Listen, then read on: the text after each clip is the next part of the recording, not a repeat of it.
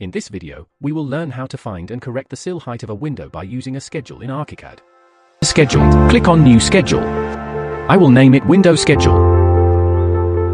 In the Scheme settings, go to Criteria and add Archicad Classifications, Window. Next, in the Fields section, add the following. Element type. Quantity.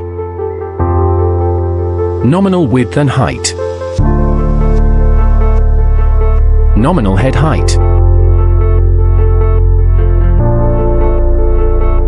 2D plan preview.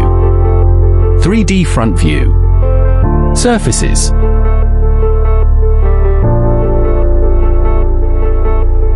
The schedule for Windows is ready, but to find sill height mistakes, we need to add the parameter nominal sill height. We are keeping the width and height of windows constant and setting the lintel height constant at 2,400 millimeters. In this case, the window has a sill height of 100 millimeters and a head height of 2,100 millimeters.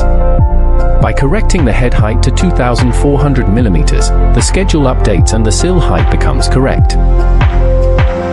In the case of this 3-sash sliding window, the sill height is 150 millimeters and the nominal head height is 2,550 millimeters.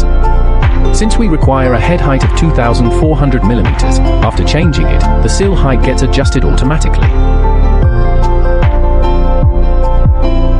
Likewise, we can find mistakes in sill heights for other windows as well. By using Archicad schedules, we can easily identify mistakes and correct them.